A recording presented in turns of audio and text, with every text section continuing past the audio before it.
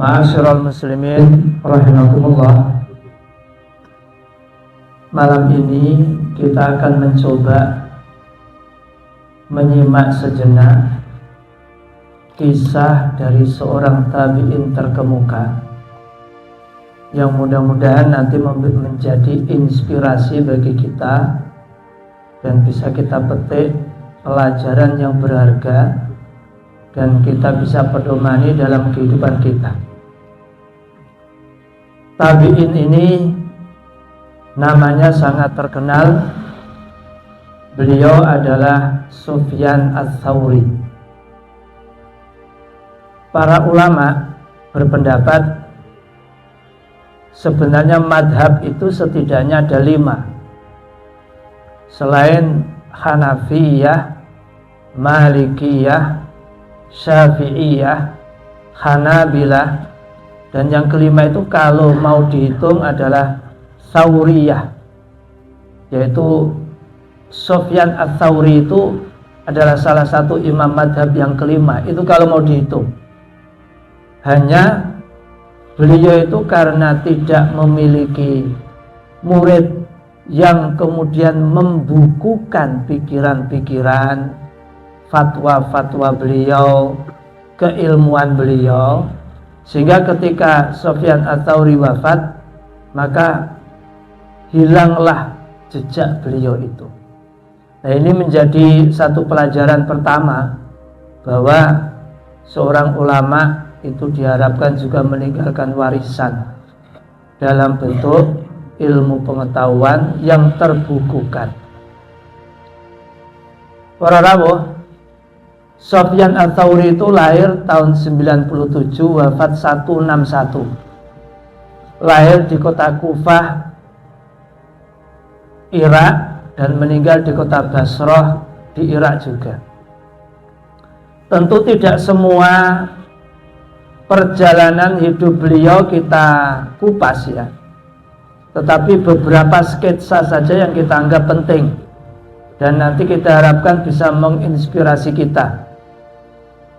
Para rawuh, Sufyan Ats-Tsauri itu hidup satu zaman dengan Abu Hanifah. Karena Abu Hanifah lahir pada tahun 80, sedangkan Sufyan Ats-Tsauri tahun 97. Sehingga Abu Hanifah 17 tahun, Sufyan Ats-Tsauri lahir, sehingga hidup bersama-sama. Nah, para rawuh, sejak kecil Sufyan Ats-Tsauri ini sudah ditinggal oleh ayahnya, sehingga kehidupannya lebih lama bersama ibundanya. Nah, karena seorang ibu yang melihat anaknya giat belajar tapi tidak punya uang, maka dikisahkan bahwa ibundanya itu bekerja keras memintal benang, menjadi buruh pemintal benang, hanya untuk bisa menyekolahkan anaknya Sufyan Ats-Tsauri itu. Ada nasihat dari ibundanya untuk Sufyan Ats-Tsauri. Katanya, "Ya bunayya, wahai anakku, la tatlubil ilma, jangan kamu mencari ilmu, illa idza nawaital amala bih, kecuali niatmu untuk mengamalkan ilmu itu. Fa illa fa huwa wabalun alaika yaumal qiyamah." Kalau niatmu tidak begitu, maka kecelakaan besar akan menimpa kamu kelak di hari kiamat. Jadi pelajaran yang kedua adalah nasihat dari ibu kepada putranya yaitu Sufyan, bahwa menuntut ilmu itu tujuannya satu, untuk diamalkan. Lah kita ini media untuk menuntut ilmu itu banyak. Di sekolah kita sudah rampung, pengajian yang sifatnya mingguan, yang sifatnya bulanan ada.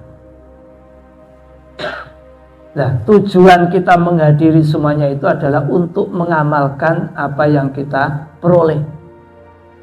Bukan sekedar untuk pamer-pameran atau hanya sekedar untuk pengetahuan semata, tidak. Tapi ilmu dicari untuk diamalkan. Bahkan Sufyan Ats-Tsauri itu pernah menasihati juga, idza talabtal ilma fangdur, kalau kamu mencari ilmu perhatikan. Idza lam tara ziyadatan fi masyika wa hilmik wa waqarik, jikalau kamu tidak menemukan adanya perubahan positif dalam tingkah lakumu, dalam kasih sayangmu, dalam perilakumu, kalau semua itu tidak berubah padahal kamu mencari ilmu, fa'lam annahu la yadurruka wa la yanfa'uk, ketahuilah sia-sia kamu menuntut ilmu. Jadi ilmu itu ada untuk memberikan perubahan. Tambah ilmu tidak ada perubahan, sia-sia. Tentu perubahan ini adalah perubahan yang konstruktif. Itu pelajaran yang kedua. Para rawuh, ada kisah yang menarik ketika Sufyan itu dipaksa oleh Khalifah Ja'far untuk menjadi qadhi, menjadi hakim. Sementara saat itu sudah bukan rahasia lagi kalau Khalifah pada saat itu zalim, lalim, culas, keras, bengis. Saat itu seperti itu kondisinya. Maka Khalifah mengutus beberapa bala tentara untuk memenuhi Sufyan itu, meminang supaya Sufyan itu mau menjadi hakim kerajaan. Tetapi ditolak oleh Sufyan Ats-Tsauri. Sampai Khalifah itu datang sendiri meminang. Gimana Sufyan? Saya nggak bisa menjadi Khalifah, nggak bisa menjadi hakim sang Khalifah, nggak bisa, saya cari saja yang lebih pantas. Karena merasa ditolak, akhirnya ya ancaman yang muncul. Sufyan, kalau kamu tidak mau menolak permintaanku, ya tiada lain kecuali cambuk dan hukum gantung. Karena diancam seperti itu, Sufyan kemudian memberikan alasan, fa'angdirni ilal ghad. Ya kalau begitu kasih waktulah, besok tak pikirkan. Sekalinya besok lari ke Yaman. Nah, dari secuil itu kita sudah bisa mengambil pelajaran para rawuh bahwa di abad kedua itu penguasa itu sudah sering menjadikan ulama itu sebagai bemper. Jadi itu pada abad kedua itu, pada tahun 100-an itu ulama sudah dipaksa untuk menjadi stempelnya kerajaan. Jadi kalau zaman sekarang terjadi seperti itu, lawang abad kedua saja sudah ada, abad kedua Hijriah itu. Jenazah Nabi baru 1 abad itu, yang di atas bumi itu sudah seperti itu. Jadi para ulama itu dijadikan stempel kerajaan pada saat itu. Makanya setelah itu nanti kita lihat ulama-ulama besar itu banyak yang tidak mau hidup di kerajaan. Sampai nanti kisahnya Ibnu Taimiyah itu semua menentang, menolak menjadi qadhi atau hakim, dibawahi oleh khalifah. Enggak mau. Lebih senang hidup di dalam penjara, lebih senang hidup dalam pengasingan, tetapi prinsip tidak dikorbankan. Nah, ini pelajaran dari sketsa yang satu ini, di mana Sufyan Ats-Tsauri menolak untuk menjadi hakim kerajaan. Nah, dikisahkan karena menolak itu kemudian Sufyan Ats-Tsauri yang terkenal sebagai orang zuhud, semua orang angkat topi terhadap Sufyan Ats-Tsauri. Beliau itu disebut faqihul ummah, faqihnya umat pada saat itu. Disebut muhaddisul fuqaha, ahli hadisnya para ahli fikih pada saat itu. Tetapi beliau zuhud. Banyak orang yang kalau ketemu itu tidak tahu kalau dia Sufyan Ats-Tsauri, tapi nama besarnya semua orang tahu. Dikisahkan dalam buku Syiarul Alamin Nubala itu yang dikarang oleh Imam Az-Zahabi itu, sampai orang-orang nakal, sampai orang-orang yang suka berbuat dosa itu tahu kalau Sufyan Ats-Tsauri itu ulama besar. Tapi wajahnya seperti apa? Nggak tahu. Ya karena memang dulu belum ada HP seperti saat ini, bisa upload sana, upload sini. Nah, itu dimanfaatkan oleh Sufyan Ats-Tsauri untuk melarikan diri. Setelah diancam mau dibunuh, Sufyan Ats-Tsauri kemudian menyamar dengan pakaian biasa, ditutup wajahnya, ditinggalkan kampung halamannya. Di tengah perjalanan dia mencari pekerjaan. Nah, di sini nanti akan kita temukan pelajaran lagi. Dia kemudian menjadi pembantu juragan kurma. Jadi ada orang kaya punya kebun kurma yang luas. Dia melamar di situ. Tugasnya menjaga kebun, bersih-bersih kebun, dan lain sebagainya.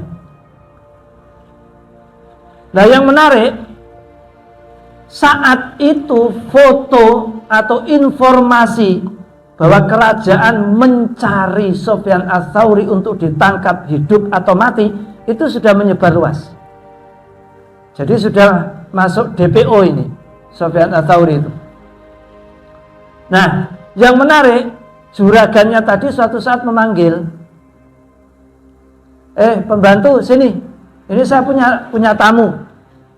Tolong ambilkan kurma yang paling manis ya. Nah, ya, diambilkan. Diambilkan, dimakan itu ternyata nggak manis. Dimarahi. Ini nggak manis loh, cari yang lain. Dicari lagi. 2 kali dicoba, nggak manis. Cari lagi. Diambilkan yang ketiga, nggak manis juga. Kecewa akhirnya. Lalu ditanya, kamu bekerja sama saya itu sudah berapa lama? Kok mencari kurma yang manis saja nggak bisa? Jawabannya apa? Sejak saya bekerja dengan kamu, saya belum pernah ngicipi kurmamu. Lah kok bisa? Lah ya, kamu nggak pernah ngizinkan kok. Saya nggak akan pernah memakan kurma kalau nggak diberi izin. Ini menarik di sini. Bekerja kurang lebih, ada yang mengatakan 1 bulan, ada yang mengatakan 3 bulan. Bekerja di kebun kurma, setiap hari berjumpa dengan kurma, memetik kurma, mengangkat kurma. Tapi karena itu milik juragannya, dia tidak ngicipi 1 biji pun, karena tidak diperintah. Dia fokus pada pekerjaannya. Ini berarti kejujuran. Kejujuran inilah yang penting. Orang munafik itu tidak akan bisa jujur.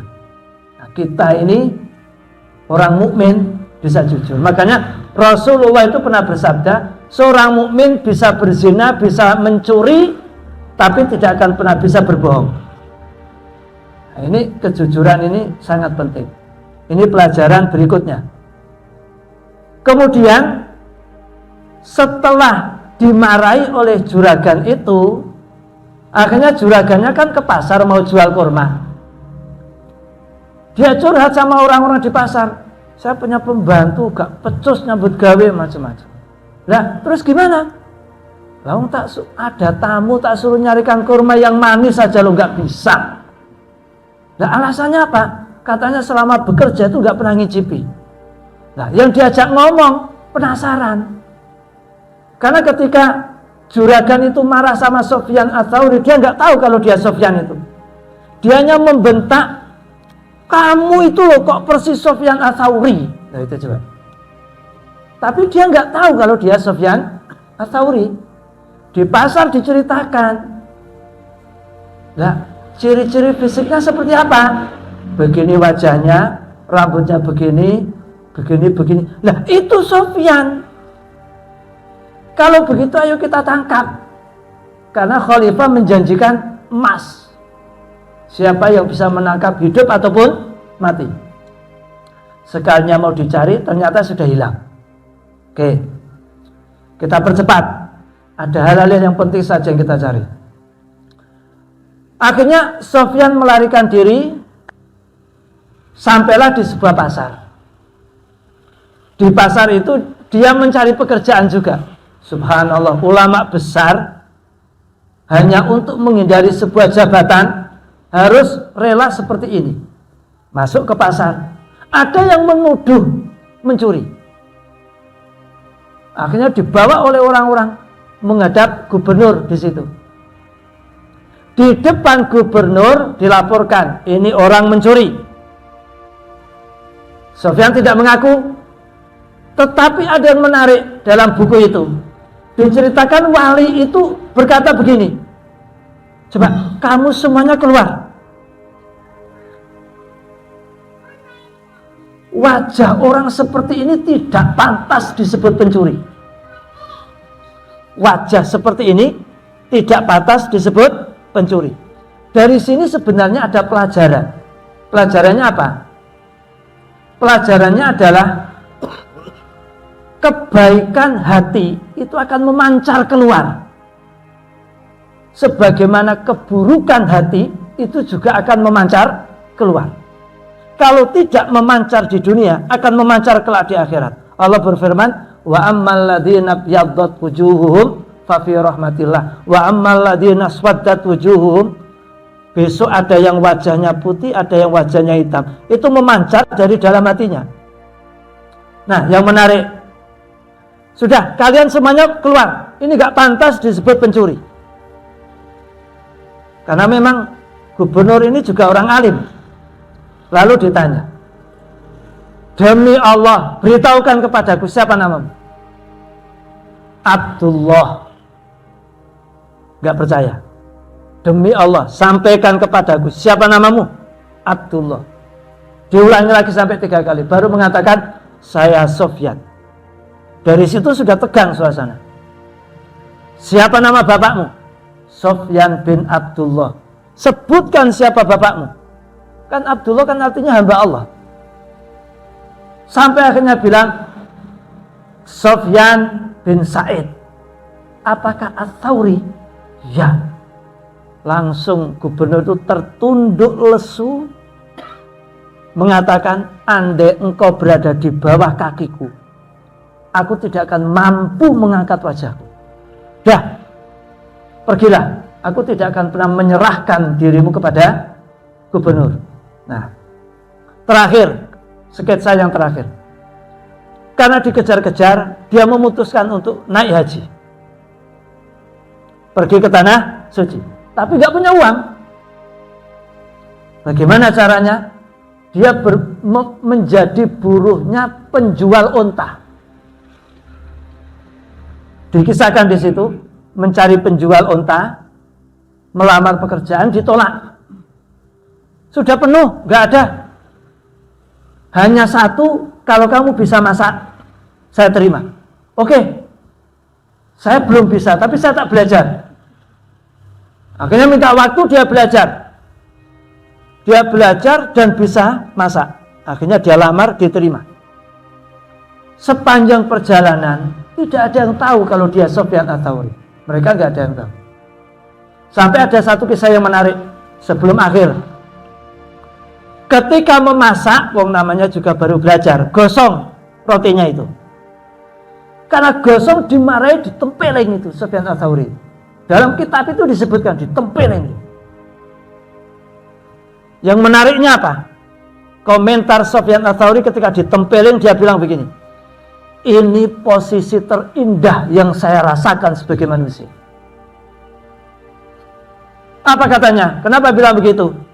Karena pada saat ini saya merasa tidak punya harga diri di hadapan manusia. Gak punya saya. Ketika itulah saya bisa merasa dekat dengan Allah Subhanahu wa Ta'ala. Ulama besar tidak ada yang mengetahui, golek duit sampai dadi buruh, masak gosong ditempiling, sinempiling jura rumongso. Dia merasakan ini posisi terindah yang saya alami.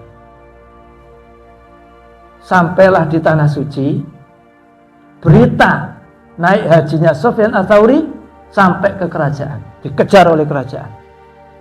Yang heran, ketika sampai di tanah suci, tawaf itu langsung diserbu oleh umat. Dan juragane sing nempiling iku mau bingung. Lah kuwi kena apa bocah kuwi?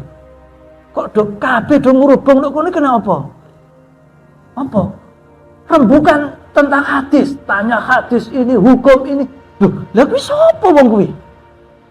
Akhirnya ditanya, kuwi sapa kuwi? Loh, kuwi Sufyan Ats-Tsauri. Mosok? Iya. Diceritakan dia tuh langsung berlari. Barisan itu disibak oleh juragannya itu, dipiak. Langsung duduk di depannya merangkul. Kenapa kau nggak bilang sejak awal kalau kamu Sufyan Ats-Tsauri? Sekarang kisoslah diriku. Nah, kalau nyuruh kisos juga mau. Nah, yang paling terakhir, sudah terdengar berita Sufyan Ats-Tsauri mau dibunuh. Khalifah itu sudah berada di dekat Mekah. Pasukan sudah berada di dalam. Sudah mengumumkan siapa yang melihat Sufyan Ats-Tsauri, siapa. Sufyan Ats-Tsauri kemudian mendekat ke Ka'bah lalu berdoa di situ. Doanya dicantumkan di dalam kitab itu. Apa katanya? Ya Allah, jangan kau biarkan khalifah jahat itu masuk ke Mekah. Karena dia telah berbuat zalim padaku dan akan berbuat zalim terhadap umat ini. Tidak lama berselang, terdengar berita khalifah itu meninggal di pintu masuk Mekah. Ini kita ambil sketsa-sketsanya saja. Nah, hadirin, itulah sekelumit kisah dari sosok tabi'in terkemuka namanya Sufyan Ats-Tsauri, yang mudah-mudahan bisa kita ambil pelajaran-pelajarannya dan menginspirasi kehidupan kita. Mohon maaf, semoga berguna. Wa qur rabbi fir warham wa anta arhamur rahimin.